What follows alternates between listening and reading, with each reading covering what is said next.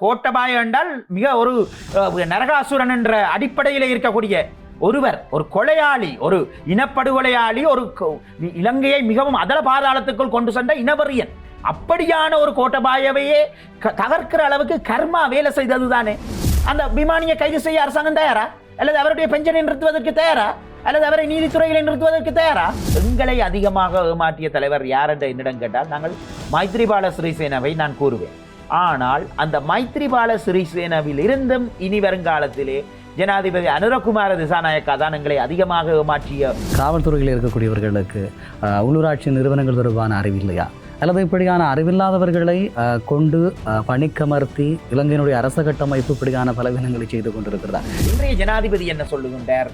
அவர் சொல்லுகின்றார், இவை கோத்தபாய ராஜபக்ஷவினுடைய காலத்தில் இடம்பெற்றது அல்லது மஹிந்த ராஜபக்ஷவினுடைய காலத்தில் இடம்பெற்றது, இவற்றுக்கு நானா செய்தேன் என்று கேட்கின்றேன். முகாம்களிலேயும் இருந்த நீங்கள் தானே, கோத்தபாய மெம்பராக இருந்த நீங்கள், மஹிந்த ராஜபக்ஷோட இருந்த நீங்கள், அதுக்கு வந்து அங்கேயன் ராமநாதனும் கூட கல்யாணத்துக்கு கையொப்பம் வச்சார். இது என்னண்டு இப்படி உங்களால் மட்டும் முடியுதுன்னு சொல்லி நான் ஜோக்கா கேட்டேன்.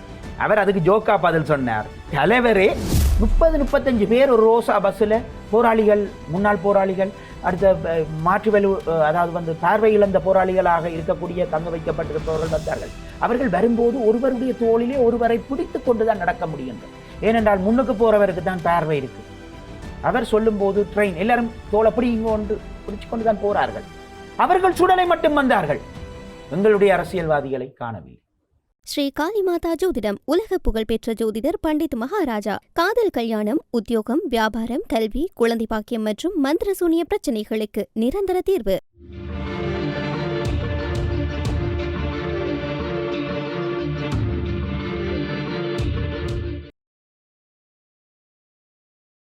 வணக்கம், இது சக்கரவியூகம். வார்த்தையினம் வாழ்கொண்டு கருத்துக்களோடு மோதுகின்ற களம்.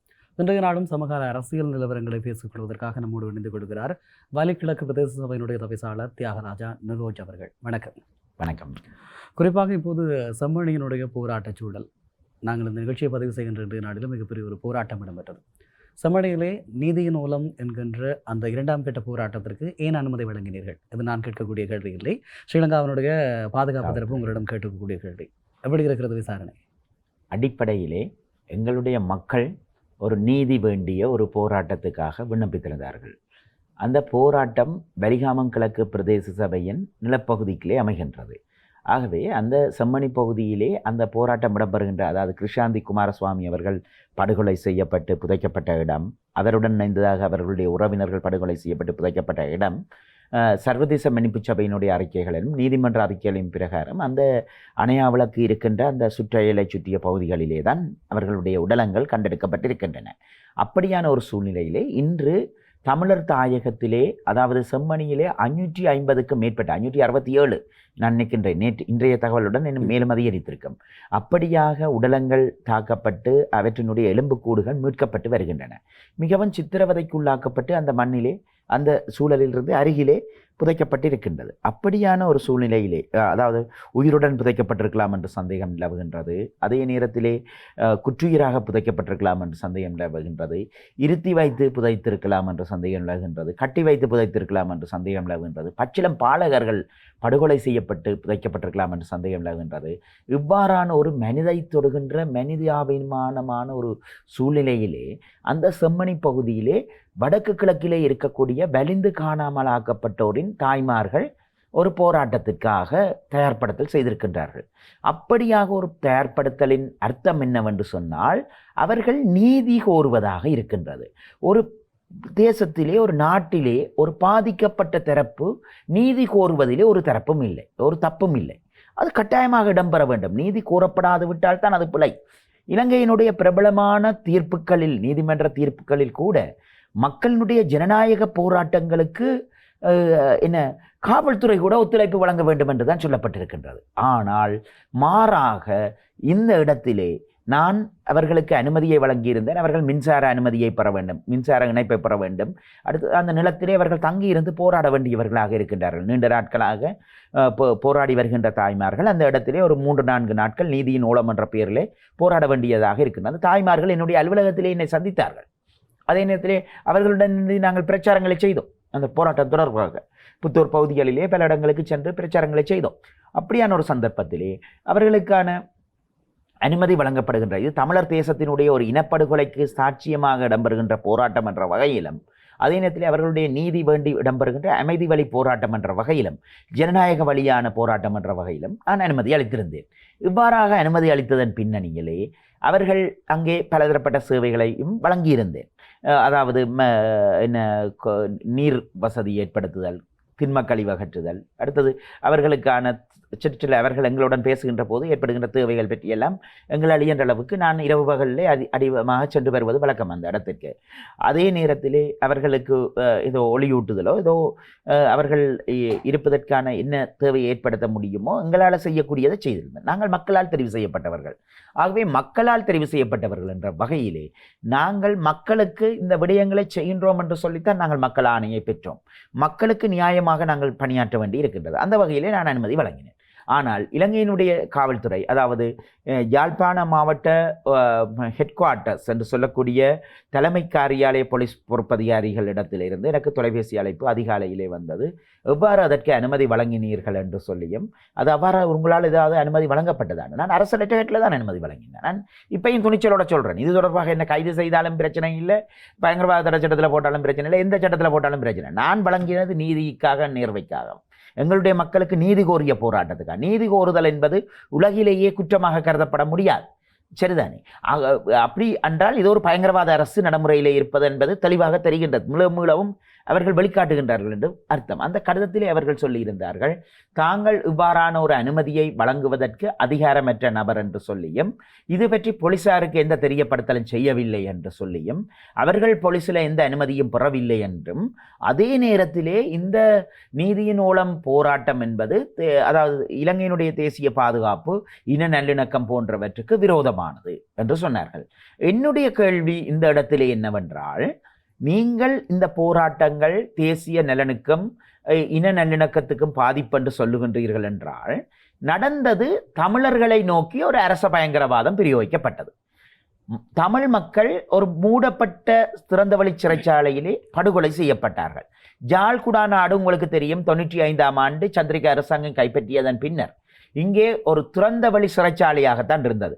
அதன் பின்னர் சந்திரிகா மட்டுமல்ல, அதன் பின்னர் மாறி மாறி ஆட்சிக்கு வந்தவர்கள் எல்லோரும், அதாவது அதன் பின்னராக ராஜபக்ஷாக்கள் இருக்கலாம், அந்த ராஜபக்ஷாக்கள் ஆட்சிக்கு வருகின்ற போது இப்போது இருக்கின்ற ஜனாதிபதி அனுரகுமார தலைமையிலான அவர்களும், அப்போது அனுரகுமார் அவர்கள் அந்த ஆட்சியிலே ஒரு பொறுப்பு வாய்ந்த அமைச்சராக இருந்தார், விவசாய அமைச்சராக இருந்தார்.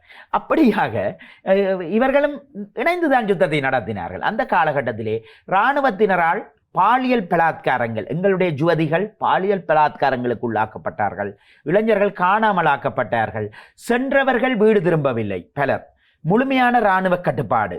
அடுத்தது ஊரடங்கு என்று போலீஸ் ஊரடங்கு, அரசாங்கம் ஊரடங்கை அறிவித்துவிட்டு, இராணுவ ஊரடங்குகளை அறிவித்துவிட்டு வீடுகளிலே வந்து படுகொலை செய்தார்கள், வீடுகளிலே வந்து கூட்டிச் சென்றார்கள். இவர்கள் மீள திரும்பவில்லை. தலையாட்டிகள் என்று பல்வேறுபட்டவர்களை கொண்டு காட்டி கொடுப்புகளை செய்துவிட்டு அவர்களை அழைத்து சென்றார்கள். தாய்மார்கள் பின்னர் குடும்பமாக சென்று ஓடினார்கள்.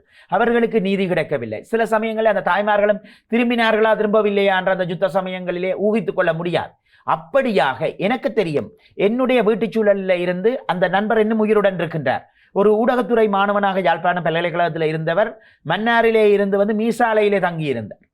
அப்போது அந்த நபர் பவல் வாகனத்தில் வந்த இராணுவத்தினரால் கூட்டிச் செல்லப்பட்டார். மீசாலை பகுதியில் இடம்பெற்ற சுற்றி வளைப்பிலே கூட்டிச் செல்லப்பட்ட போது அவருடைய தாயார், சகோதரர்கள் உள்ளிட்டவர்கள் அந்த பவலுக்கு பின்னர் சென்றார். தெய்வாதீனமாக ஏதோ அவர் பின்னர் ஏதோ விடுவிக்கப்பட்டார். ஆனால் அந்த நேரத்திலே அந்த தாயும் அல்லது அந்த சகோதரியும் ஏதாவது நடந்திருந்தால் கூட இப்படித்தான் இருந்திருக்கும். ஆகவே நாங்கள் சொல்ல முடியாது கொத்து கொத்தாக காணாமல் போனவர்கள் தொடர்பான விவரம் கிடைக்கவில்லை என்று. அதுபோன்று இறுதி யுத்தத்தின் போது எங்களுடைய வெள்ளை கொடியுடன் சரணடைந்த, அதனை ஒத்ததாக வகை தொகையின்றி கொத்து கொத்தாக சிறுவர்கள் பெரியோர்கள் என்று சரணடைந்தவர்கள் கூட்டிச் செல்லப்பட்டு இன்னும் இல்லை, எங்களுடைய உறவினர்கள் கூட இருக்கின்றார்கள். அப்படியாக பலருடைய சம்பவங்களுக்கு இந்த நாட்டிலே பொறுப்பு சொல்லப்படவில்லை. ஆகவே ஒரு பொறுப்பு கூற முடியாத அரசாங்கம் ஒன்று, அரசாங்கம் என்பது காலத்திற்கு காலம் ஆட்சி மாறுகின்ற ஏஜென்ட். ஆனால் இலங்கையினுடைய அரசு ஒன்று இருக்கின்றது. இந்த நிலைமையிலே இவை அனைத்தும் தமிழ் மக்களுடைய அரசியல், பொருளாதாரம், கலாச்சாரம், அடையாளம், பண்பாடு, மனித உயிர்கள், அவர்களுடைய தேசம், தாயகம் என்று அடையாளப்படுத்தப்பட்டு தான் இந்த நடவடிக்கைகள் நடந்திருக்கின்றது. அப்படியான ஒரு சூழ்நிலையிலே தான் நாங்கள் சொல்கின்றோம், திட்டமிட்ட அரச பயங்கரவாதம் இங்கே பிரயோகிக்கப்பட்டிருக்கின்றது. நிச்சயமாக நாங்கள் சொல்லுகின்றோம், அந்த திட்டமிட்ட பயங்கரவாதத்தின் தொடர்ச்சியிலே எந்த மாற்றமும் இல்லை என்பது தான் இந்த போலீஸ் விசாரணைகளுடைய காரணம். நான் அவர்களுக்கு சொன்னேன், என்னுடைய சட்ட அந்தஸ்தை கேட்டார்கள். நான் மக்கள் பிரதிநிதி, என்னுடைய மக்கள் ஒன்று கூடுகின்ற இடங்களிலே நான் அவர்களுக்கான சேவைகளை வழங்க வேண்டும் என்று சொன்னேன்.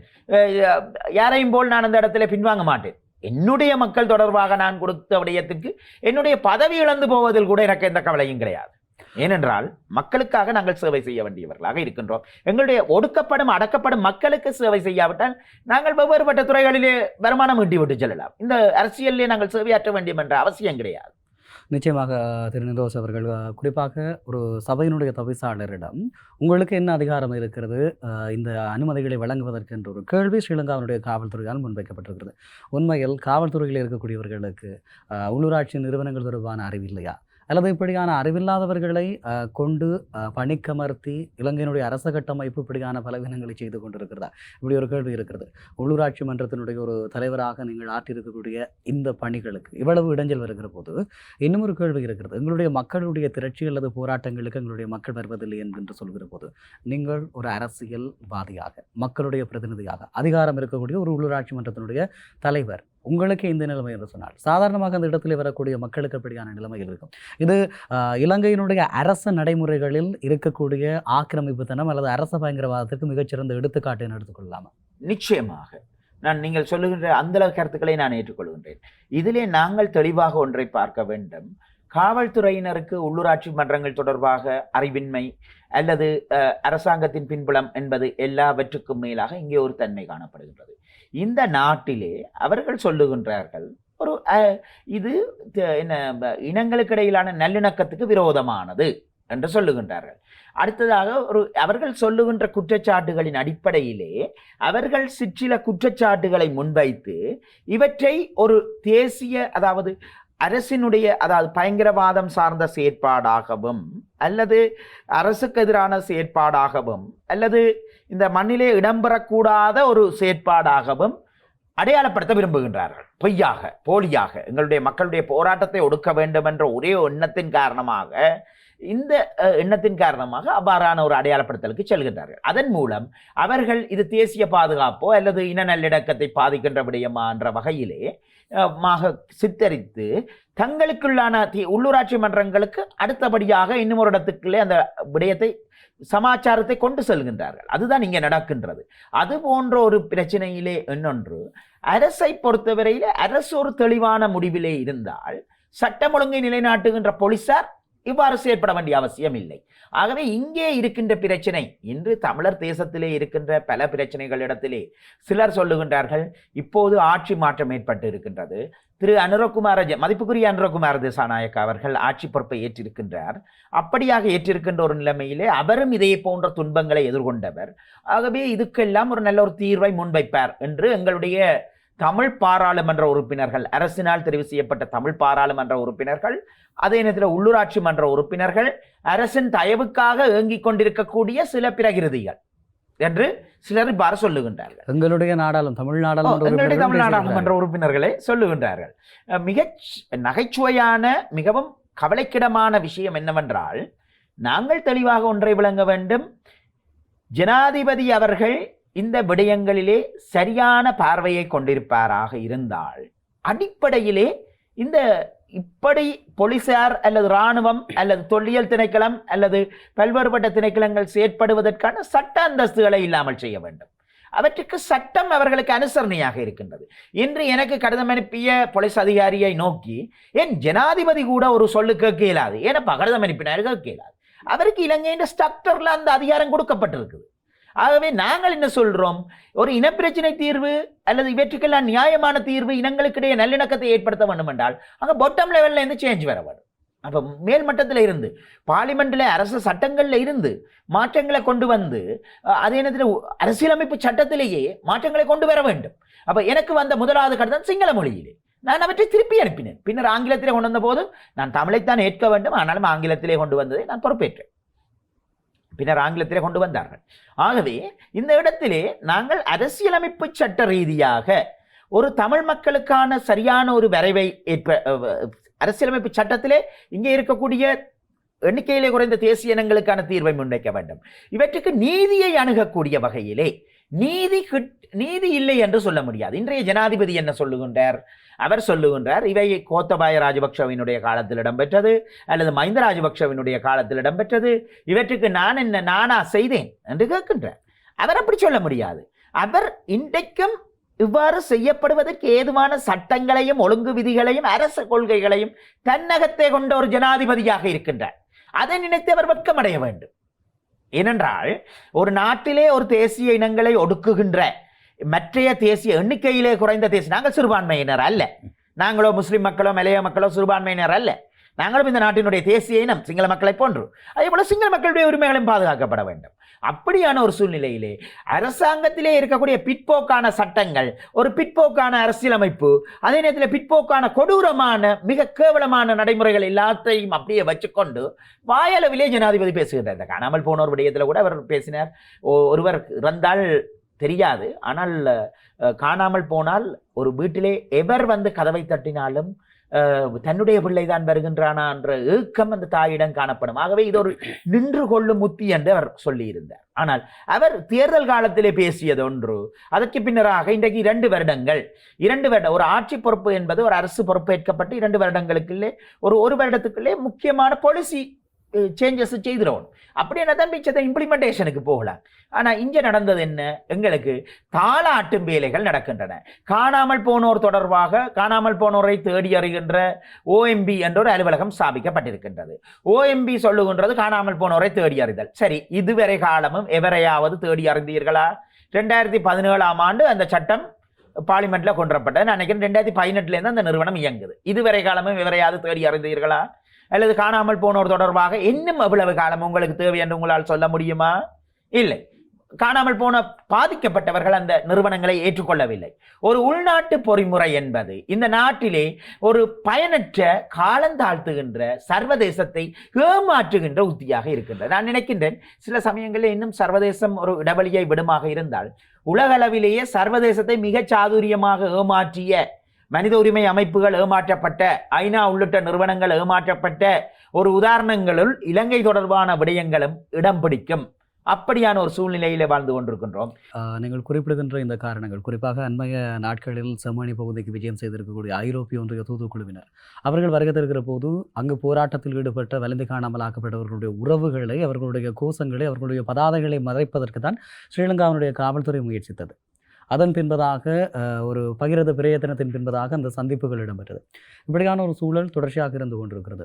இப்போது பார்க்கிற போது ஸ்ரீலங்காவினுடைய ஆட்சியில் இருக்கக்கூடிய ஆட்சி தரப்பு ஏதோ ஒன்றை மாற்றித்தரும், ஆட்சி மாறி இருக்கிறது, இங்கு காட்சி மாறும் என்கின்ற நம்பிக்கைகள், முகநூல் பரப்புரைகள், சமூக ஊடக கலாச்சாரம், இவையெல்லாம் மிகப்பெரிய அளவிலே கச்சிதமாக மேற்கொள்ளப்படுகிறது.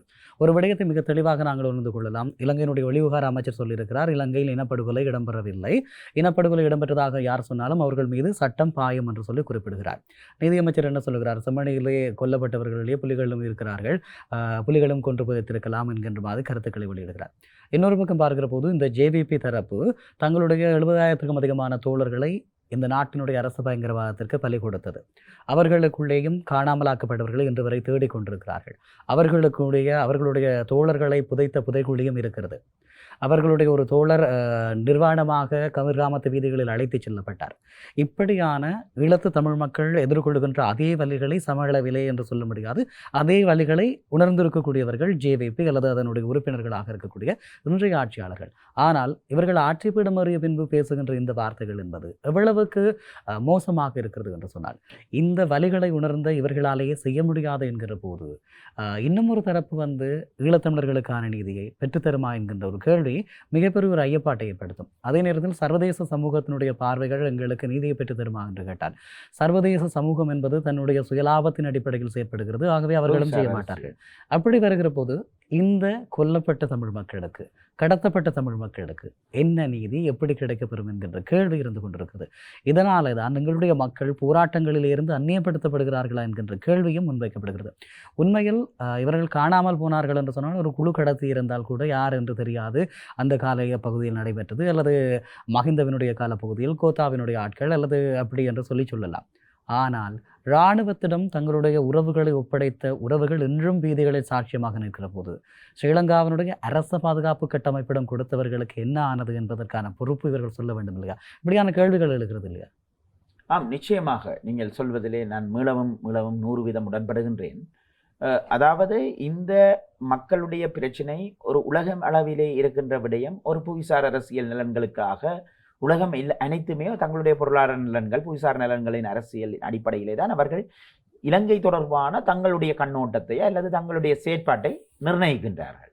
அல்லது இலங்கையை காப்பாற்றுதலோ அல்லது கைவிடுதலோ அதையும் அந்த புவிசார் அரசியல் நலன்களின் அடிப்படையிலே தான் யோசிக்கின்றார்கள். மனித உரிமைகள், நீதி, நியாயம் என்ற விடயங்கள் சற்று அவற்றுக்கு மேலோங்கியதாக இந்த விடயம் காணப்படுகின்றது. அப்படி இருக்கையிலே உள்நாட்டிலே இருக்கின்ற அரசாங்கம் இன்று இருக்கின்ற அன்றகுமார தலைமையிலான அரசாங்கம் பலதரப்பட்ட அதாவது தாங்களும் இது போன்ற பலிகளை உணர்ந்தவர்கள் என்று எங்களுடைய மக்களிடத்திலே கூறினார்கள். அதுவும் எங்களுடைய மக்கள் அவர்களை ஏற்றுக்கொள்வதற்கு ஒரு வகையிலே காரணமாக அமைந்தது. என்றால் பலிகளை உணர்ந்தவர்கள் இனம் மதம் கடந்து தாங்கள் செயற்படுவார்கள் என்று நினைத்தார்கள். ஆனால் அவர்களிடத்திலே இருந்து கூட நாங்கள் இன்று ஏமாற்றப்பட்டு வருகின்றோம். நாங்கள் கடந்த காலத்திலே சொல்லி வந்தோம், எங்களை அதிகமாக ஏமாற்றிய தலைவர் யார் என்று என்னிடம் கேட்டால் நாங்கள் மைத்ரிபால சிறிசேனவை நான் கூறுவேன். ஆனால் அந்த மைத்ரிபால சிறிசேனவில் இருந்தும் இனி வருங்காலத்திலே ஜனாதிபதி அனுரகுமார திசாநாயக்கா தான் எங்களை அதிகமாக ஏமாற்றிய ஒரு பெருந்தலைவர், அதாவது இலங்கையினுடைய ஜனாதிபதி என்று நாங்கள் சொல்லக்கூடிய அளவுக்கு நிலைமை மோசமடைந்து விட்டது. அப்படியாக மோசமடைந்திருக்கையிலே இவர்கள் இன்று போராடி கொண்டிருக்கின்றார்கள் என்றால் இந்த தாய்மார்களுக்கு என்ன தீர்வு என்ற கேள்வி எழுகின்றது. ஒன்று, சர்வதேசம் நாங்கள் இறுக்கமான கொள்கை வழியிலான அடிப்படையிலே தீர்வுகளை நோக்கி நகராமல் இருக்கும் வரை, அதாவது அது பற்றிய விடயங்களிலே நாங்கள் நெகிழ்ச்சி போக்கு காட்டும் பொழுது அவர்களும் இந்த பிரச்சனை தீர்ந்து விடக்கூடியது ஒரு பகை மரப்பு சிந்தனை என்ற கண்ணோட்டத்துக்களால ஏற்படும் என்று சொல்லி அவர்கள் கருதுவார்கள்.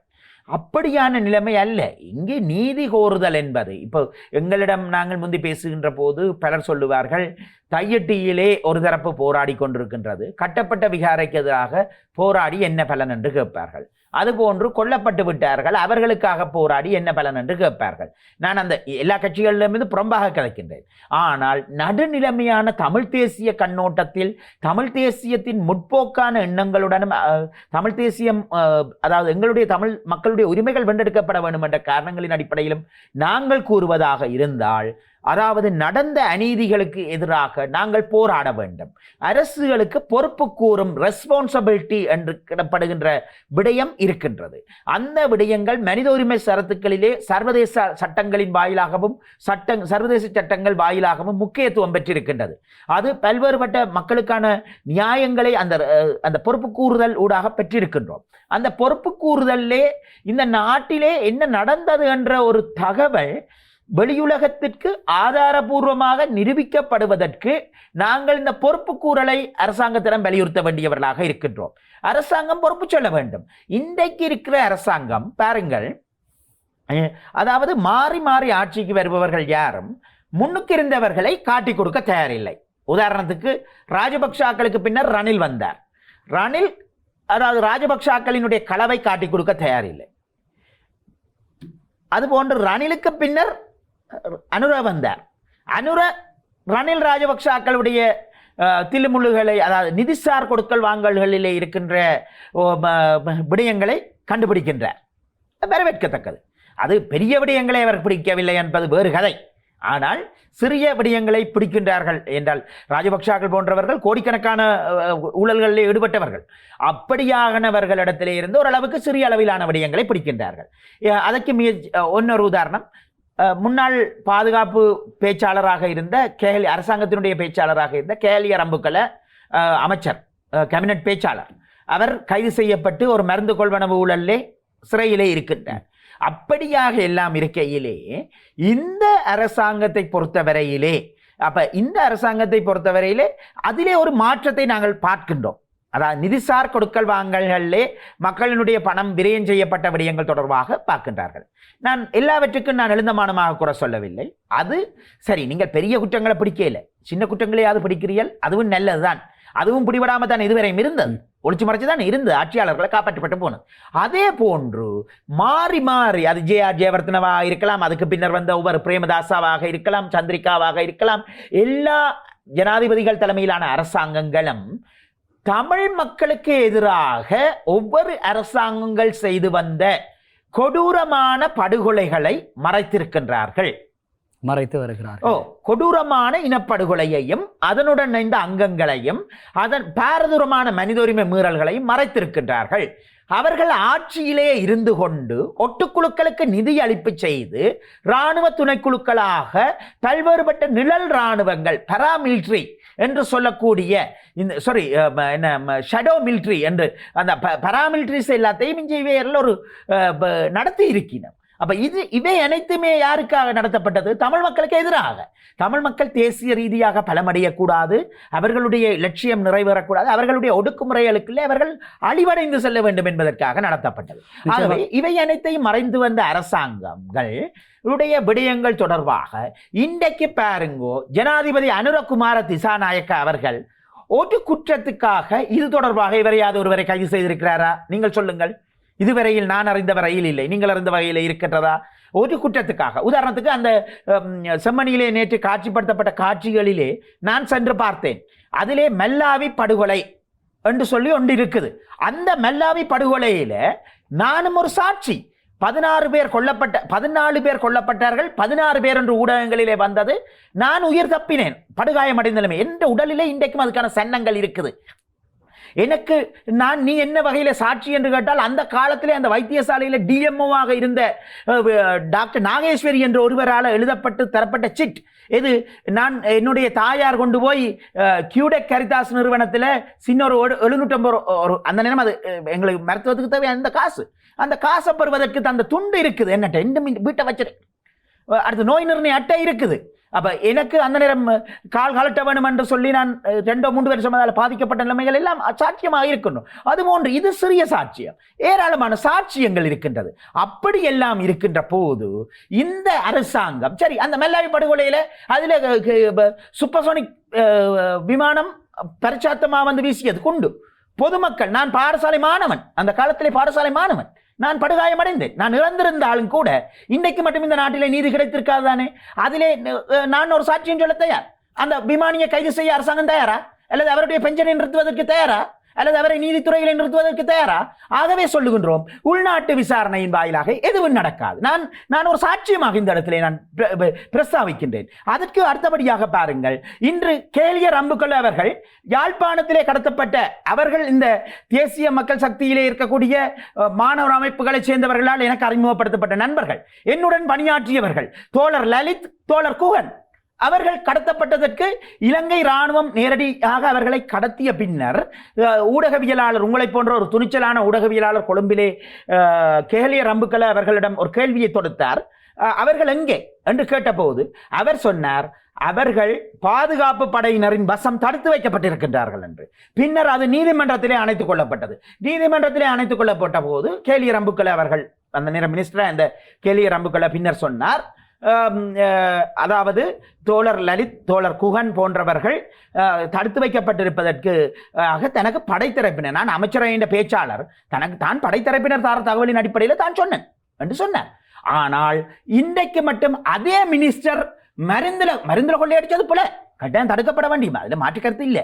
ஆனால் மருந்து கொள்ளைக்காக குற்றத்தை அனுபவித்து வருகின்றார். இவ்வாறான ஒரு விடயத்திற்காக எந்த தண்டனையும் பெறவில்லை.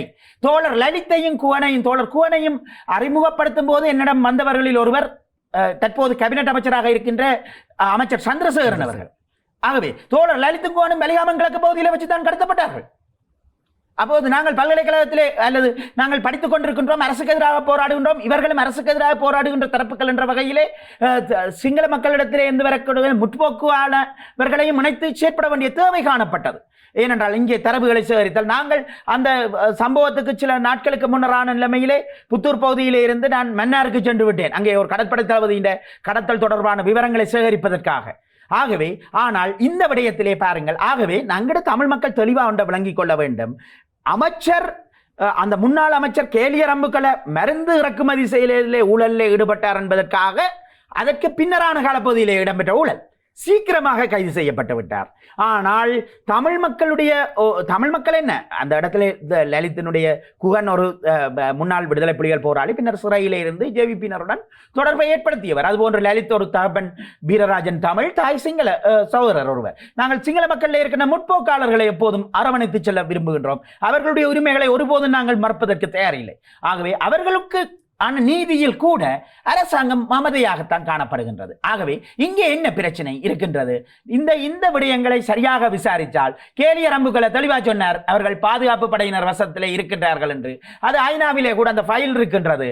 ஆகவே படையினர் காட்டி கொடுக்கப்படுவார்கள் என்று. ஆகவே இந்த ஆட்சி மாற்றத்தின் வாயிலாக இருக்கின்ற தேசிய மக்கள் சக்தி ஒருபோதும் இராணுவத்தினரை தண்டிக்காது.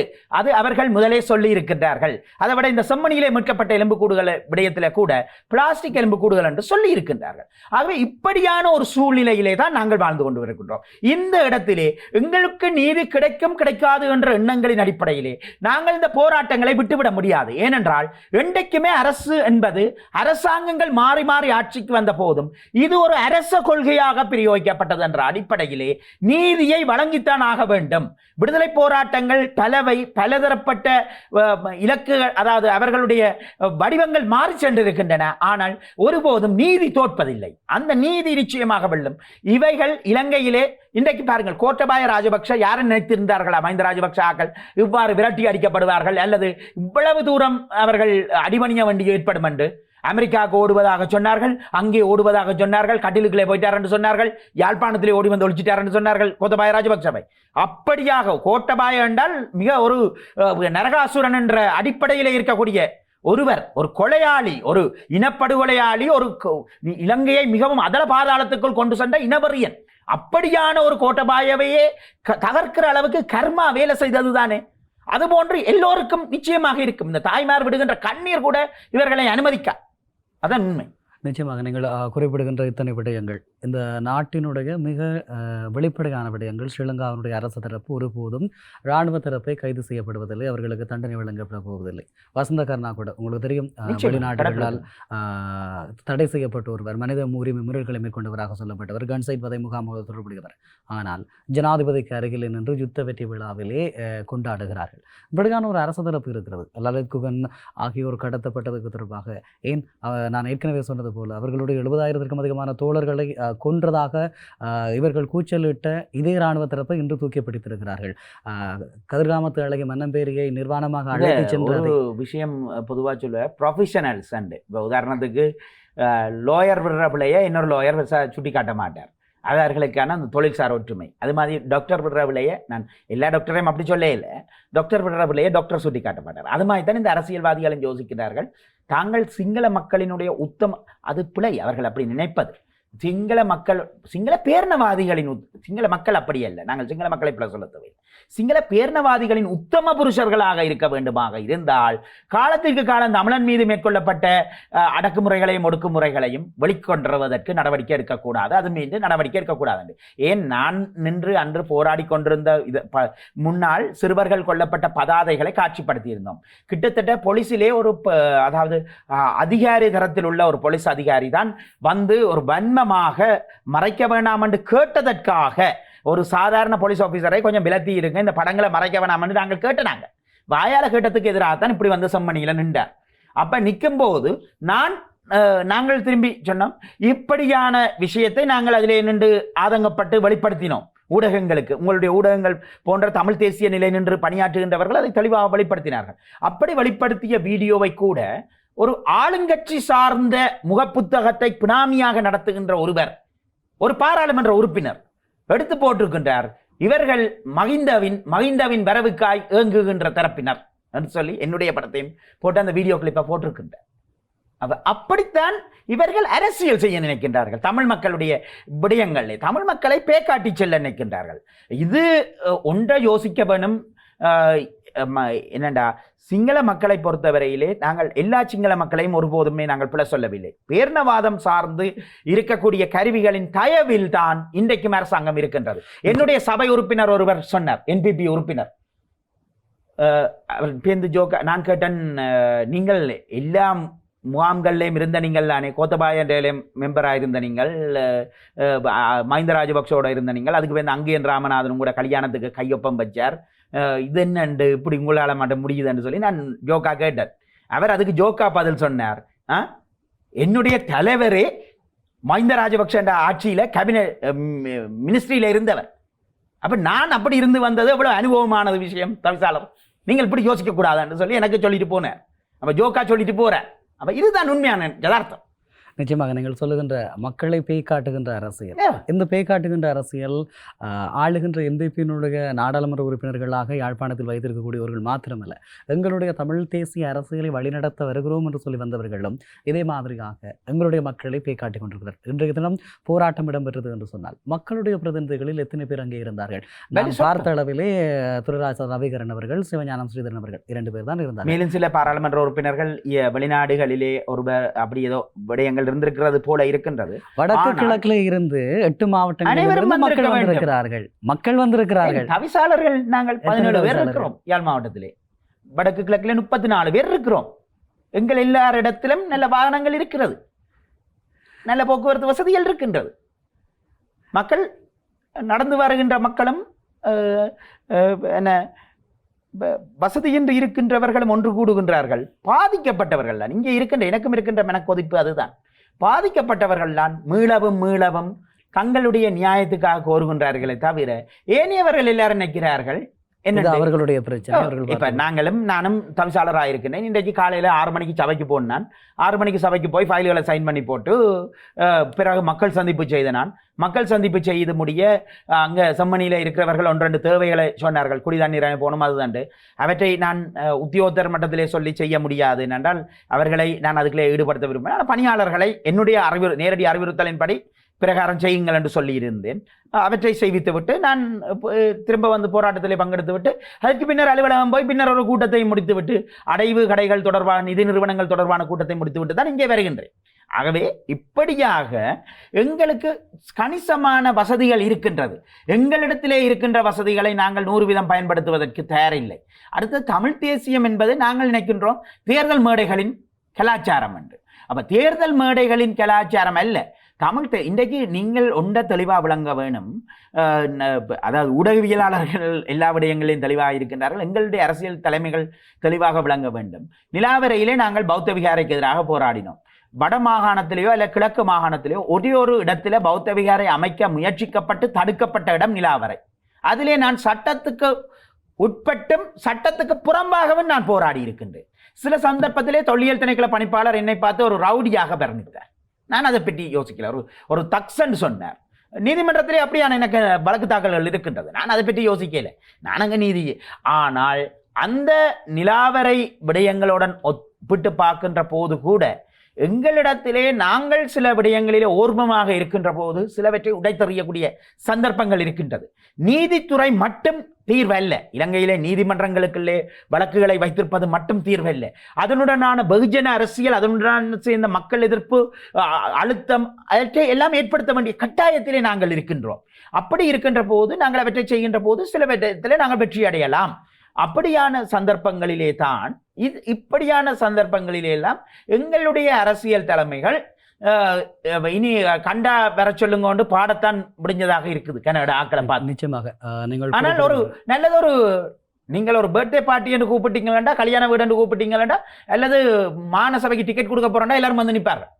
நிச்சயமாக அரசாங்கம் அந்த தவறை தான் இன்னும் செய்யவில்லை என்று நினைக்கிறேன். மாகாண சபை அறிவித்திருந்தால் என்று போராட்டங்களும் நிறைந்திருக்கும். அதாவது ஒரு விடயத்தை மிக தெளிவாக நாங்கள் புரிந்து கொள்ள வேண்டும். இந்த மண்ணை ஆள நினைக்கிறார்கள், ஆனால் இந்த மக்களுடைய வலிகளை பகிர்ந்து கொள்ள இவர்கள் தயாரில்லை என்கிற போது இவர்கள் ஏன் இந்த மக்களுடைய பிரதிநிதிகளாக இருக்க வேண்டும் என்கின்ற கேள்விதான் இங்கு நியாயமாக முன்வைக்கப்படுகிறது. நீங்கள் நிலாவரை பற்றி பேசியிருந்தீர்கள். அண்மையில் திருக்கேதீஸ்வரத்திலே தொல்லியல் திணைக்களம் இது தொல்லியல் காணி என பதாகை நாட்டி இருக்கிறது. இது தொடர்பாக நாடாளுமன்ற உறுப்பினர் சத்தியலிங்கம் அவர்கள் மன்னார் மாவட்ட அபிவிருத்தி குழு கூட்டத்திலே பேசியிருக்கிறார். அதன் பின்பதாக என்ன நடந்தது? இது தொடர்பாக யார் கரிசனை கொண்டார்கள்? இறுதியாக இந்த தமிழ் தேசியம் பேசுகின்ற அரசியல் தலைமைகள் நாங்கள் தமிழ் மக்களுடைய ஏகபோக பிரதிநிதிகள் என்று சொல்லுகின்றவர்கள், எங்களைத்தான் மக்கள் தெரிவு செய்திருக்கிறார்கள் என்கின்றவர்கள் வழி நடத்திய ஏற்பாடு செய்த மக்களுக்கான போராட்டம் என்ன? எல்லாவற்றுக்கும் போராட வேண்டும், ஆர்ப்பாட்டம் செய்ய வேண்டும் என்பது தீர்வல்ல என்று சொல்கின்றவர்களுக்கு எந்த விடயமாக இருந்தாலும் சமகாலத்தில் எதிர்ப்பு வெளிக்காட்டப்பட வேண்டும். எதிர்ப்புகள் பதியப்படாத ஒரு விடயத்தை அந்த சமூகம் ஏற்றுக்கொள்வதாக எடுத்துக்கொள்ளலாம். ஆகவே திருக்கேதீஸ்வரத்தில் நாட்டப்பட்டிருக்கக்கூடிய பதாகையை தமிழ் சமூகம் ஏற்றுக்கொள்கிறதா? கன்னியாவிலே பிள்ளையார் கோயில் இருந்த இடத்திலே சிங்கள பௌத்த தூவிக்கான அடிக்கல் நாட்டப்படுகிறது. அங்கே இருக்கக்கூடிய அமைச்சர் பூசி மெழுகுகிறார் என்று சொன்னார். தமிழர் அரசியல் தரப்பு இதை எந்த அளவுக்கு கையாண்டிருக்கிறது? ஆகவே திருவண்ணாமலையில் இருக்கக்கூடிய தமிழ் சமூகம் அதனை ஏற்றுக்கொள்கிறதா? இப்படியான நிறைய கேள்விகள் இருக்கிறது.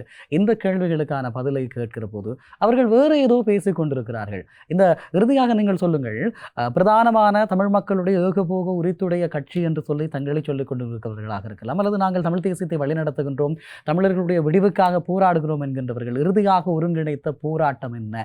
இங்கு மக்கள் தானாக வந்து போராடுவதா? மக்களுடைய பிரதிநிதிகளாக இருக்கக்கூடிய நீங்கள் போராட்டத்தை ஏற்பாடு செய்து மக்களை அழைத்து வருவதா? இப்படி ஒரு கேள்வி நாங்கள் நினைக்கின்றோம்.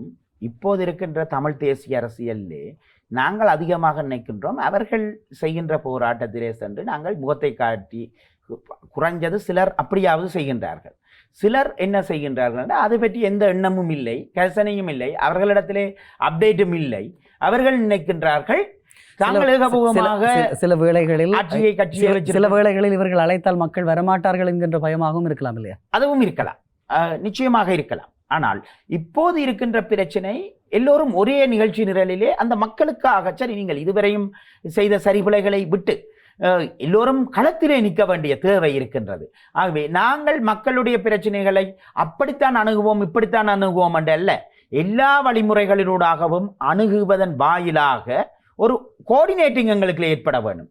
அடுத்தது தமிழ் தேசிய அரசியல் என்பது நியாயமாக அந்த மக்களிடத்திலே சந்தேகத்துக்கு இடமின்றி அந்த மக்களிடத்திலே அவர்களுடைய உரிமைகளை வென்றெடுப்பதற்காக அமைய வேண்டும். நீங்கள் யோசித்து பாருங்கள், முந்த நாள் இப்போ நான் ஒரு 4-5 நாளுக்கு முதல் புத்தூரிலே ஒரு போராளி பிரபாகரன் என்பது அவருடைய உண்மை பெயர், அடுத்தது நான் வேறு விடயங்களை அவரை பற்றி சொல்லவில்லை, அவர் சொன்னபோது அவருடைய அஞ்சலி உரையிலே நவம் அறிவிக்கூட போராளிகள் உரையாற்றுகின்றார்கள்.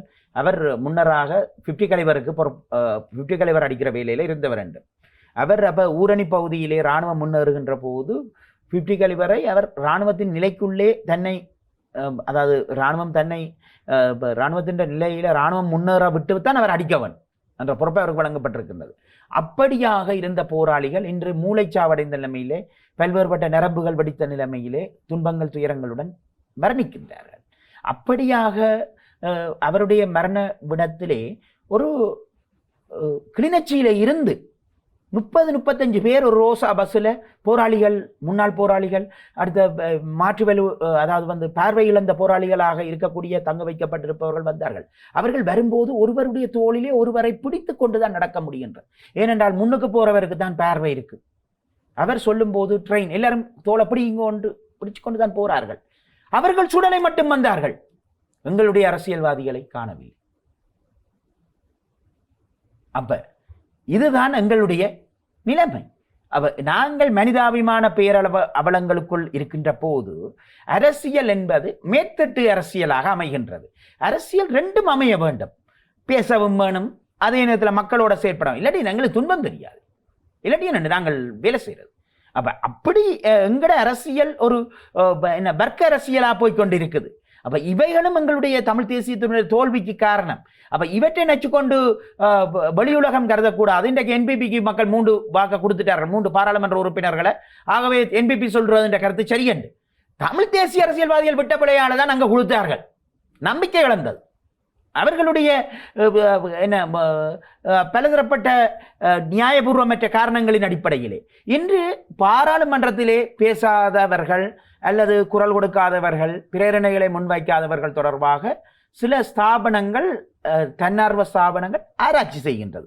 இன்று வந்தவர்கள் யார் என்று சொல்லி நீங்கள் கூட நிச்சயமாக ஒரு ஊடகம், ஒரு நடுநிலைமையான ஊடகம், ஒரு பிரபலமான ஊடகம், தமிழ் தேசியத்திலே மிகவும் ஆழப்பிறையோடி இருக்கின்ற ஊடகம் என்ற வகையிலே வராத அரசியல்வாதிகளிடம் ஒரு ப்ரோக்ராம் செய்யுங்கள், ஏன் நீங்கள் வரவில்லை என்று கேளுங்கள். அப்போது அவர்கள் சில பல சொல்லுவார்கள், ஒரு பதில் சொல்லுவார்கள் தானே.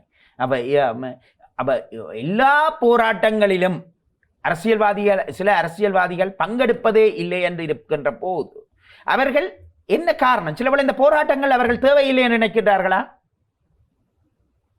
என்ற கேள்வி எழுகின்றது அல்லவா? அப்ப இப்படியான போராட்டம் தேவையில்லை, அரசுக்கு நோகாமல் நாங்கள் ஏதாவது பேசி கதைச்சு போட்டு செய்வோம் என்று யோசிக்கின்றார்களோ என்ற பிரச்சனையும் இருக்கின்றது. அல்லது சில பல 2026 டிசம்பருக்கு இடையில இந்த பிரச்சனைக்கெல்லாம் தீர்வு நீங்க ஒன்றும் யோசிக்காதீங்க ஒன்று சில பல ஜனாதிபதி சொல்லி அனுப்பிட்டாரான்ற பிரச்சனையும் இருக்குது. நிச்சயமாக நீங்கள் சொல்லுகின்ற இந்த விடயங்கள், இந்த மக்கள் பாவம், இந்த மக்களுடைய அவலநிலை எப்போது தீரப்போகிறது, இப்படியான கேள்விகளை நாங்கள் மீள கேட்பதற்கு அப்பால் இந்த மக்கள் சிந்திக்க வேண்டும். இந்த மண்ணினுடைய, இந்த மக்களுடைய வலிகளை உணராதவர்கள் இந்த மண்ணை ஆள முடியாது என்கின்ற அந்த தீர்க்கமான சித்தாந்தத்தை நாங்களும் வாக்களிக்கிற போது உணர்ந்து கொள்ள வேண்டும். அதன் மூலமாகத்தான் இந்த மாற்றங்கள் உருவாகலாம். அந்த மாற்றங்கள் உருவாகாத வரை நாங்கள் இப்படியாக பேசிக்கொண்டுதான் இருக்க முடியும். அந்த மாற்றங்கள் எப்போது நகரப்போகிறது? இந்த தமிழ் தேசம் அல்லது கொல்லப்பட்ட உயிர்கள், அப்பாவித்தனமாக பறிக்கப்பட்ட அந்த உயிர்கள், கடத்து காணாமலாக்கப்பட்டவர்கள், இவர்களுக்கான நீதி எங்கே எப்போது விடிய போகிறது என்று எதிர்பார்த்து காத்திருக்கக்கூடிய அந்த தாய்மார்களினுடைய அந்த கண்ணீருக்கான பதில் எப்போது காலம் தரப்போகிறது என்ற கேள்வியோடு நாங்கள் விடைபெறலாம் என்று நினைக்கிறேன். உங்களுடைய நேரத்தை பகிர்ந்து கொண்டமைக்கு நன்றி நிர்வாகம். நன்றி நேயர்களே. எங்களுடைய சமகால அரசியல் நிலவரங்கள் தொடர்பாக வலிகிழக்கு பிரதேச சபையினுடைய தவிசாளர் கௌரவ நிரோஸ் அவர்கள் எங்களோட கருத்துக்களை பகிர்ந்திருந்தார். நிச்சயமாக தமிழ் தேசம் என்று எதிர்கொள்கின்ற பிரச்சனைகள், இந்த மக்களுடைய அரசியல், எங்களுடைய அரசியல் ரீதியான விடிவு எப்படி சாத்தியமாகும், இப்படியான நிறைய கேள்விகள் இருந்து கொண்டு தான் இருக்கிறது. எங்களுக்குள்ளே இருக்கக்கூடிய இந்த இப்படியான விமர்சனத்துக்குரிய விடயங்கள் மாறாதவரை எந்த மாற்றமும் நிகழப்போவதில்லை. அந்த மாற்றங்களுக்காக மக்கள் பயணப்பட போகிறார்களா, இல்லை இதுதான் எங்களுடைய தலைவிதி என தொடரப்போகிறார்களா என்பதனை நாங்கள் பார்த்திருக்கலாம். காலம் பதில் சொல்லட்டும். நன்றி உறவுகளே. ஸ்ரீ காளிமாதா ஜோதிடம் உலக புகழ்பெற்ற ஜோதிடர் பண்டித் மகாராஜா. காதல், கல்யாணம், உத்தியோகம், வியாபாரம், கல்வி, குழந்தை பாக்கியம் மற்றும் மந்திர சூனிய பிரச்சனைகளுக்கு நிரந்தர தீர்வு.